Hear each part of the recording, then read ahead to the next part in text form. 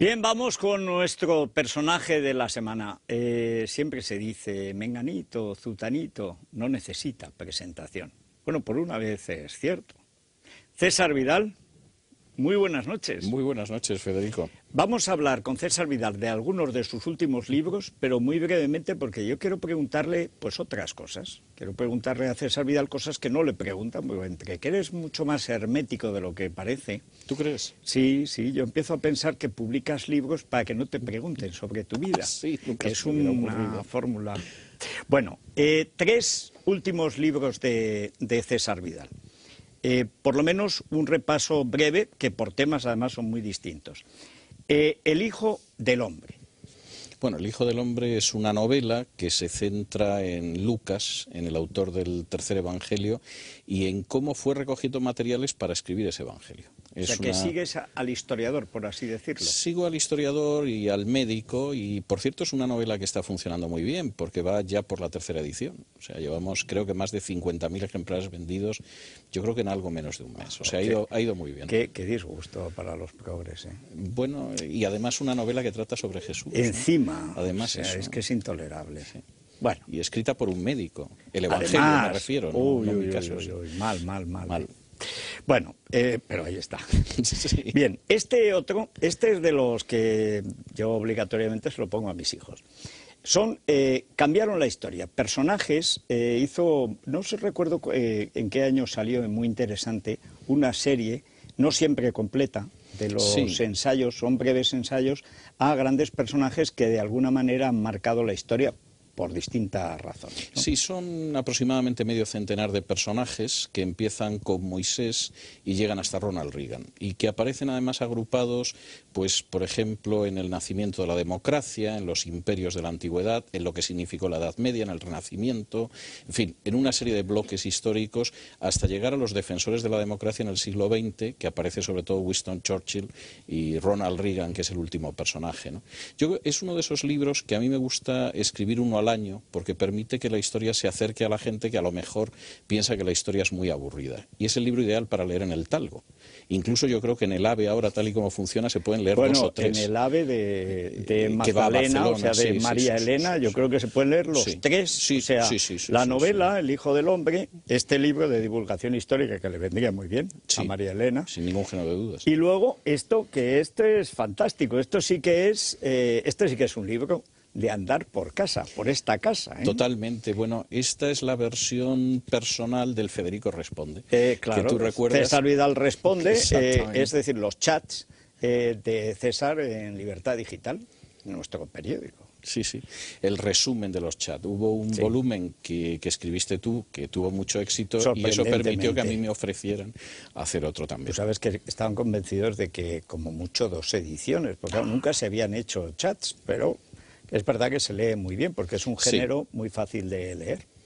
Y sobre todo es muy divertido ver las preguntas que hacían en un momento determinado y cómo repentizabas para responderlas también. Sí. Bueno, hay que decir que las editoriales son distintas. Totalmente. Tienes una sana fórmula de diversificación, podríamos decir, Yo ¿no? Editorialmente soy promiscuo. Creo que es en lo único en lo que soy promiscuo, pero editorialmente sí lo soy. Es muy promiscuo en esto. Porque, editorialmente soy. César Vidal Responde, en la esfera de los libros, cambiaron la historia en Planeta, y la novela es Suma. ¿Suma es un subsello o es un sello en sí? Es un sello. Que esto es nuevo, ¿no? O por lo menos no lleva mucho. No sabría decirte, pero yo creo que no lleva mucho. Bueno, pues bien, estos son los penúltimos libros de César. Pero yo quiero preguntarle otras cosas que estoy convencido de que a ustedes les interesa. Yo algunas las sé, otras no.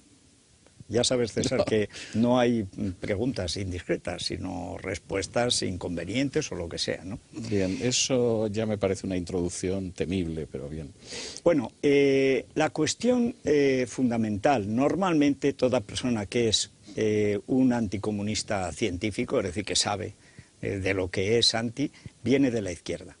¿En qué momento, digamos, se forja tu conciencia política de izquierdas y en qué momento, no sé, no decirlo de caer del caballo y tal, es un poco manido, pero ¿cuál es para ti el punto que cambió tu visión del mundo en términos políticos? Bueno, yo creo que hay varias fases. Es decir, yo siempre, en la época en que he estado en la izquierda, siempre he sido una izquierda muy moderada, que era fundamentalmente socialdemócrata. Es decir, a mí lo que realmente me atraía era el modelo sueco, que ahora me horroriza, pero en aquel entonces me parecía muy atractivo, y siempre tuve una visión muy crítica del comunismo. Supongo que porque había leído a Pasternak y había leído a Solzhenitsyn y era muy difícil no tener esa visión. Pero sí es verdad que conservaba mucha de la ingenuidad de la izquierda hacia ciertos movimientos revolucionarios. Es decir, uno pensaba que la Unión Soviética estaba mal, que China estaba mal, pero los sandinistas, por ejemplo, estaban bien. Y lo de Cuba, de Cuba, pues se ha torcido, pero sí, quizá no iban mal intencionados.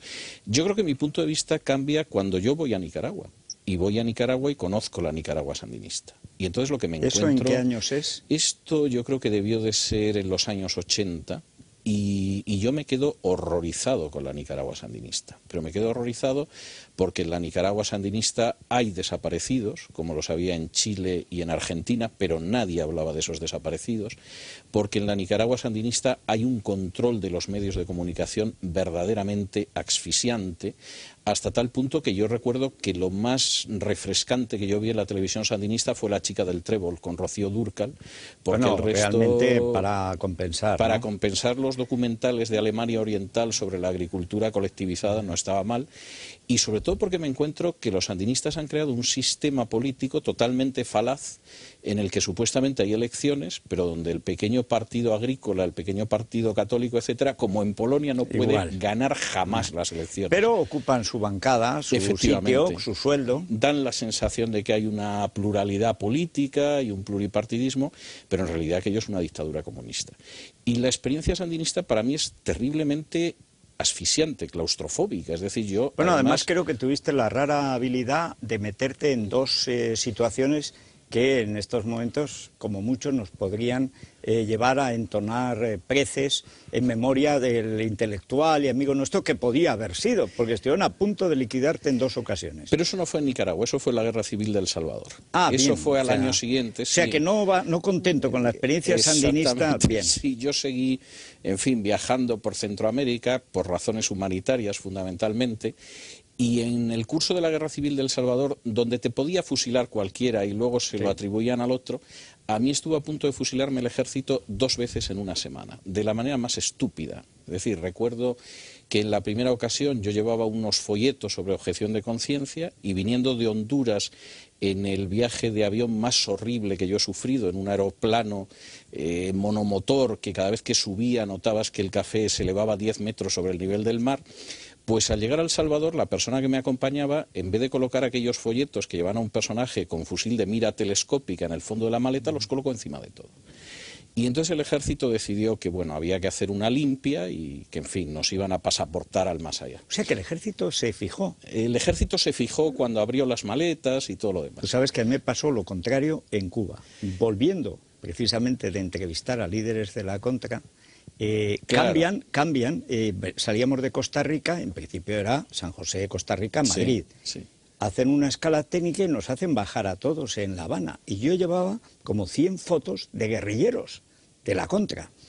Y entonces lo que hice fue ponerlos encima. Claro, se ve que los cubanos, como están ya muy maleados, no se les ocurrió mirar el truco de la carta robada. No, estos lo vieron inmediatamente y, en fin, consideraron que lo mejor era deshacerse de nosotros. Yo recuerdo varias impresiones en aquel momento. Una era que tenía un calor en las orejas verdaderamente insoportable. Otra era que yo quería que se me ocurriera algo para salir del enredo, porque claro, aquellos les habían quitado ya los seguros a los fusiles ametralladores, nos habían puesto ahí y era obvio lo que iban a hacer. Y te pasa como cuando abres el ordenador y ves el relojito, pero aquello no va a la velocidad que tú quieres. Sí. Y entonces, bueno, cuando estaba en esa situación, recuerdo que yo me separé de la otra persona que iba a compartir la suerte conmigo, me acerqué al oficial y le dije, mire, yo no quiero decirle nada, pero están ustedes cometiendo una equivocación. Y el oficial me miró con una cara de sorpresa, como diciendo, además de que va a ser un cadáver, es tonto.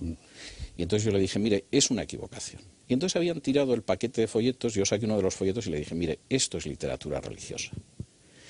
Y entonces abrí el folleto y había efectivamente unas citas de los evangelios, porque claro, hablaba del pacifismo. Digo, mire, aquí hay una cita de Mateo 18:36, aquí hay una de Juan 14:28. Y entonces el oficial se me quedó mirando con cara de estupor, dudó unos instantes y dijo, está bueno que se vayan. Que eso debe ser la mejor frase bíblica que Yo tú creo recordarás, que es de lo ¿no? mejor que he escuchado.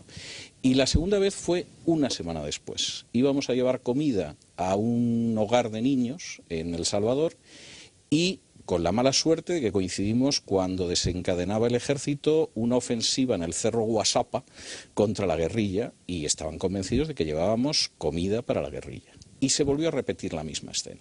¿Y esta vez? Esta vez, cuando estaban encañonados, yo vi que el oficial le sobresalía del bolsillo de la guerrera un Nuevo Testamento que llevaba el signo de los gedeones, que es esta gente que coloca Biblias en las cárceles, bueno, todos los hoteles, y todos los hoteles más cutres de Estados Unidos tienen la Biblia de los gedeones. Sí. Y entonces yo cuando lo vi le dije, digo, disculpe oficial, ¿es usted evangélico? Y el hombre se quedó sorprendido y me dijo, no, pero me gusta el evangelio, porque mi hermana sí va a una iglesia. Digo, pues miren, nosotros vamos a un hogar de niños que llevamos esto. Y de nuevo el oficial se quedó mirando un momento y dijo, está bueno que se vayan. Exactamente la misma frase. No tengo ningún interés en repetir por tercera vez la experiencia, por eso decía la tercera va la vencida. Yo creo que es suficiente. Pero en una semana aproximadamente las dos experiencias fueron muy desagradables. ¿Cuál es el momento en que tú tomas una conciencia o reconciencia religiosa? Bueno, yo creo que eso se produce aproximadamente a los 18 años. Se produce a los 18 años de una manera además, yo diría, providencial se puede decir, pero también casual, depende de cómo se mire. Y es que yo había estudiado griego en el bachillerato, me daba mucha pena perder el griego que había estudiado en el bachillerato, pero lo había estudiado con mucho aprovechamiento, y para no perder el griego me compré un Nuevo Testamento que, como todo el mundo sabe, está escrito en griego, en una versión original. Y entonces, leyendo el Nuevo Testamento, yo experimenté una conversión, fundamentalmente leyendo la carta de Pablo a los romanos y el Evangelio de Juan. Y entonces es una situación que se produce en ese momento, sí.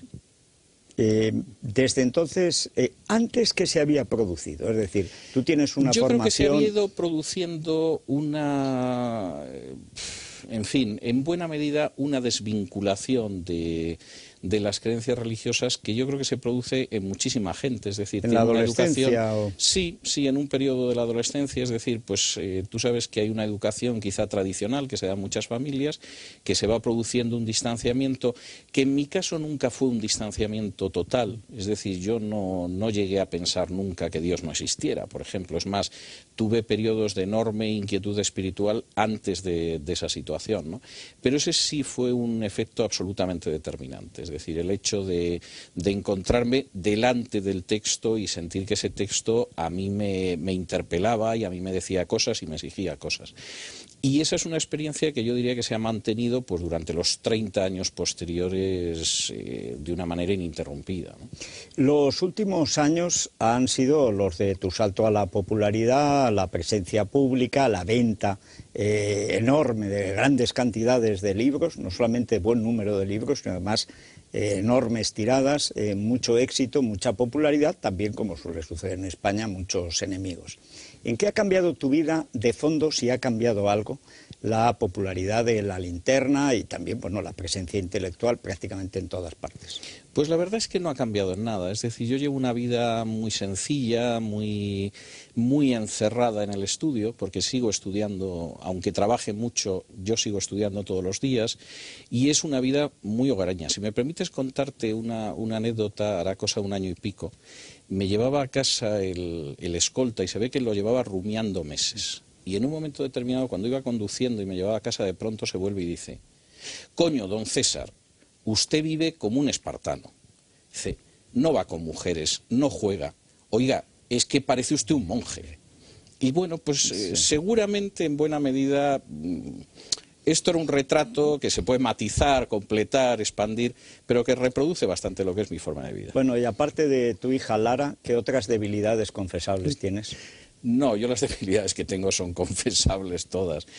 A mí me sigue gustando muchísimo leer, me sigue gustando mucho escuchar música, me gustaba mucho pasear y ahí sí que me veo más limitado en los últimos tiempos. Me sigue apasionando el cine, sin ningún género de dudas, pero vamos, en términos generales mis debilidades son muy confesables. ¿Qué es lo que te ha hecho? Porque yo he ido notando, y se nota perfectamente también en los libros de reflexión política, un ahondamiento, no diré una radicalización, salvo en el sentido estricto, de ir a la raíz de los problemas, una preocupación política creciente. También, porque no venías tú directamente del periodismo político, ni cosa parecida, ¿no? Pero a partir de la cuestión nacional y de todo lo que esto tiene de catástrofe moral, la liquidación del Estado-nación más antiguo de Europa, se ha ido produciendo en ti como un decantamiento político. En estos momentos, a finales del 2007, ¿cómo ves tú la situación nacional? Yo la veo muy mal, pero porque creo que aparte de esa destrucción nacional de la que tú hablas, no aparte, yo creo que entrelazado con ello, hay una enorme crisis moral. Es decir, llegamos a una destrucción nacional porque hay un sector muy importante de la clase política que no tiene freno moral alguno y que lo único que apetece de manera ávida es el poder. Ni siquiera para hacer algo bueno, que se podría decir que es lo que legitima el poder, el deseo de hacer algo bueno, sino simplemente por detentar ese poder de manera indefinida.